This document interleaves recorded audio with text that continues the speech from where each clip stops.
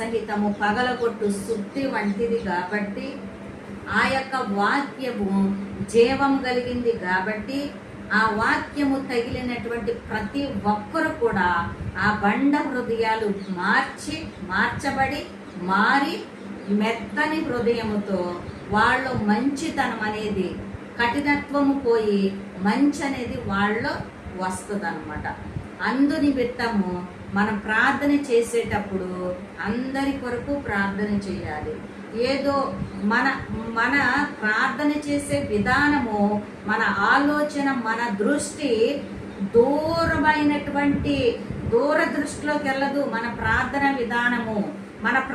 విధానం ఎలా ఉంటుందంటే ఒక సరిహద్దు ఉంటుంది అనమాట.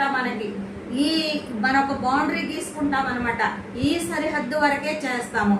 అది కాదు ప్రార్థన విధానము. ప్రజలందరి కొరకు ప్రార్థన చేయాలి. సర్వ మానవాళి కొరకు ప్రార్థన చేయాలి. వాళ్ళు దేవుడిని నమ్ముకోలేదు కదా, వాళ్ళ కొరకు మనం ప్రార్థన చేసేదేంటి అని మనలో ఉండకూడదు. వాళ్ళ కొరకు మనం ప్రార్థన చేయాలి. సహోదరులుగా మనం ప్రార్థన చేయాలి.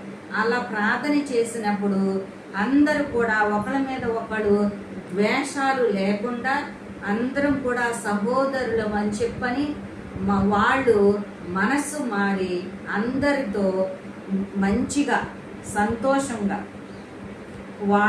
మనము అందరం కలిసి సుఖశాంతులతో జీవిస్తామన్నమాట. ఆ రీతిలో మనము ప్రార్థన అది పెరగాలి.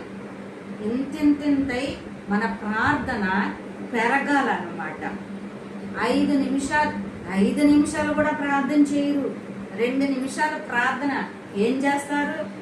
5 నిమిషాల ప్రార్థన ఏమని చేస్తారు? 10 నిమిషాల ప్రార్థన ఏమని చేస్తారు? గంటలు తరబడి ప్రార్థన చేయాలి.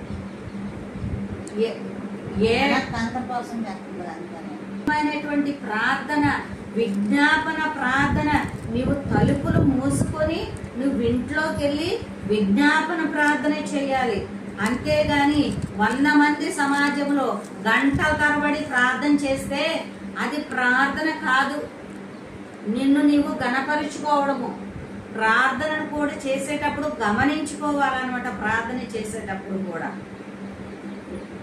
4 కుటుంబాలు 2 కుటుంబాలు ఉంటాయి కాబట్టి చర్చిలో ఆ కుటుంబాలు జ్ఞాపకం చేసుకుని ప్రార్థన చేస్తారు. అవసరంలో ఉన్న ఏ ప్రార్థన అంశం ఉందో ఆ ప్రార్థన అంశము నీకు ఇచ్చినప్పుడు ప్రార్థన చేయాలి. నువ్వు అందరి కోసం చేయాలనుకున్నప్పుడు నీ గదిలోనికి